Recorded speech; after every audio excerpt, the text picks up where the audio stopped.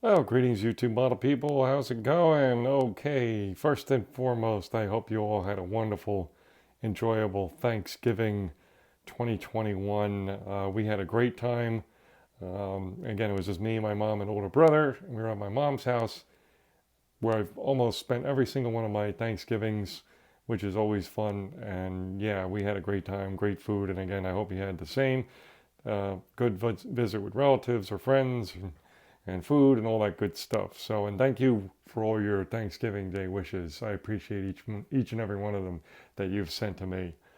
So today is actually Saturday, November 27th, and I have just a few minutes here and there to do some model stuff. Well, probably like 2 hours, 2 to 3 hours total this weekend to do model stuff. Really, I've quite a bit going on, some things that have to get done.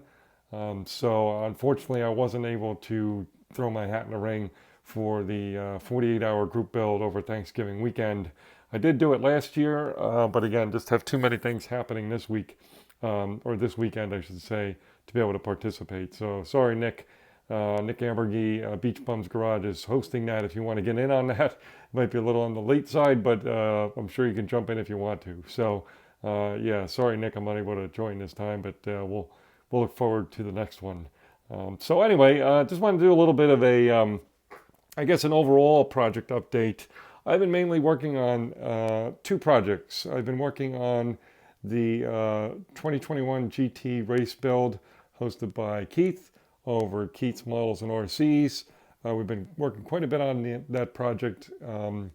Really gotten basically the whole engine, just about the whole engine put together, which doesn't sound like very much, but when you work with these exotic sort of sports cars, that's quite a bit actually to get done. So we did do that, and also we've been working a little bit on the Mutt and Jeff build VWT1 camper build. So we're kind of moving into a different part of that build where we're starting to work a little bit on the interior now. So yeah, look for updates coming on those two in a few days. We'll post up updates for each one of those. And then, kind of on the third side of things, I'm on hold for Freddy Krueger again. I did get my Archer decals in for the eyeballs, although I misjudged the size I needed. I thought 1/7 scale would be good for him. It is way too small. So basically, he's on hold at the moment, unfortunately. Hopefully, not for too long. I'm going to send off, hopefully, if I get a chance tonight. You hear that word hopefully a lot, I guess. But yeah, we'll try to get an order out to Archer tonight to see if we can get some new decals for the eyes, because again, the ones I have are way too small. So that's where we are with projects. Those three things really are the ones that are in the queue. And then once we get a couple of those done, we're going to move into a couple of tribute builds that we're kind of on, waiting to be done and all that good stuff. So now we have a bit of a stash update. We'll start with small stuff first. Nothing too special here, just Vallejo wash. This is water-based. This Vallejo, these are some of them here. This one happens to be dark gray, which I basically ran out of dark gray, so we have some there. Something I'd like to give a try is the Tamiya tape, but the really small stuff, the 2 millimeter tape. So I don't know when or where we'll use this, but yeah, I'm looking forward to giving this a try. I've heard nothing but good things, and I use the other Tamiya tapes all the time. So if it's anything like those, if anything like those, then we should be really happy with the results on those. Couple aftermarket things I bought. This is from 3 inches under, and I don't remember where I first saw these guys.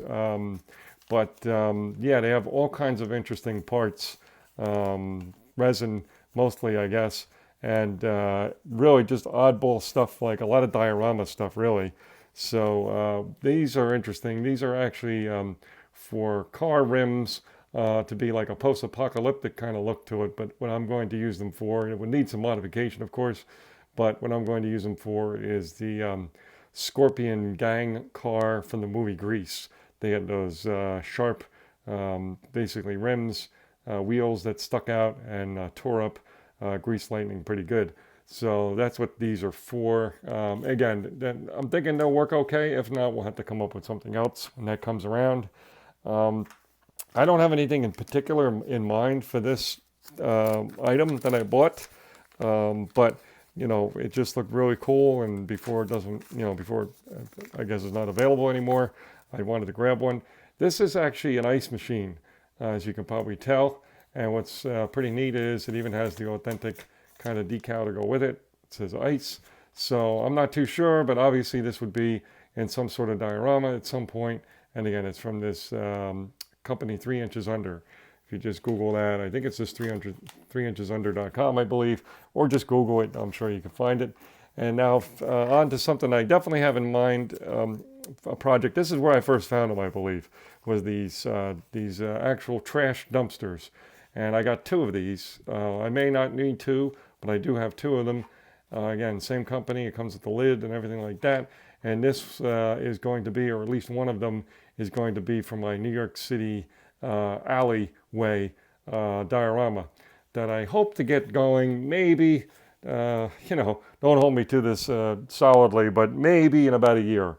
I hope to see. Maybe I'll kick that off or try to kick that off the long Thanksgiving Day weekend next year and see how that goes. So yeah. Now, on to some kits that we picked up. This one we've had for a while. I almost kind of forgot about it in a way because I kind of put it off to the side, and it's not in a traditional package, and I'm going to show you here what I mean. This came from the Ukraine, believe it or not. Interesting stamps from over there. This model kit came just like this. I saw this on somebody's channel, this particular kit.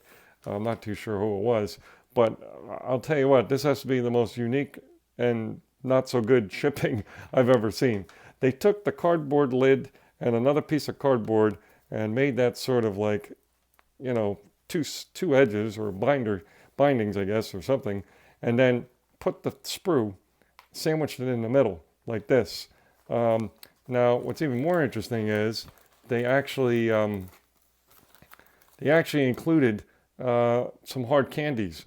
We were curious to know what was inside this one. It was like a soft jelly candy, so we cut it in half. But I would not eat candy coming all the way from the Ukraine. I wouldn't keep candy coming in from anywhere, to tell you the truth. But I just thought it was interesting that they included some candies along with the delivery, along with your kit, I mean. So this is the kit here. I don't know why. I just thought it looked cool. I've never done a Coast Guard plane before.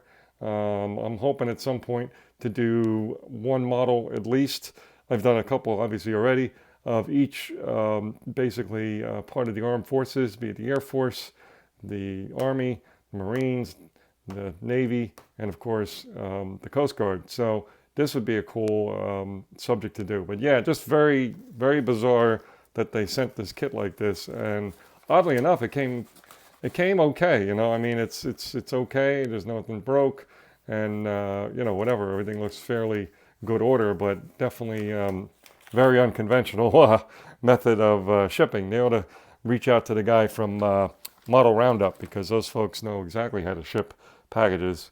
Here's something I picked up at a local hobby shop, and basically, yeah, it was something I saw Mike building over at Paz Models, and I thought this was super cool. So I said, you know what? It's sitting here right in front of me at my local hobby shop. It's the Grim Reaper figure kit from Mobius, and yeah, just super cool. And by the way, Mike, you did an awesome job on that build. And yeah, so I thought I'd pick one up because I thought, it's pretty neat. This one I've been wanting. I kept my eyes out at Acme for this, and then I kept my eyes out at my local hobby shop for this. That's actually what I was planning to buy, and then buying the Green Reaper instead. I ended up getting this from Model Roundup, but I got one of these, the Bronco half cab. This comes with the dune buggy and the trailer and all the nuts and bolts, the coleslaw and the pickle and everything else on the side. Pretty much, yep. So again, no clue when I'll build this. Don't even know what I'll build first. I may not even build the truck for a while and just build the dune buggy, and the trailer I might build with something else. So that's what's cool about this kind of a kit is you can mix match, do whatever you want. whenever you feel like it, kind of thing. You don't have to build them as the set, right? And because of a recent announcement of a group build by Charlie Mack, and you don't need too much of an imagination to figure out what this one's going to be for, but I just ordered this about a week ago. But yeah, I have the 1/700th scale USS West Virginia BB 48, 1941. This is clearly going to be for the Charlie Mack hosted group build that's coming up soon here. And I won't go into much other than to say, go check out Charlie's channel. Charlie Mack, of course, most of you know him, and he's going to be hosting an excellent group build to coincide with an anniversary of Pearl Harbor.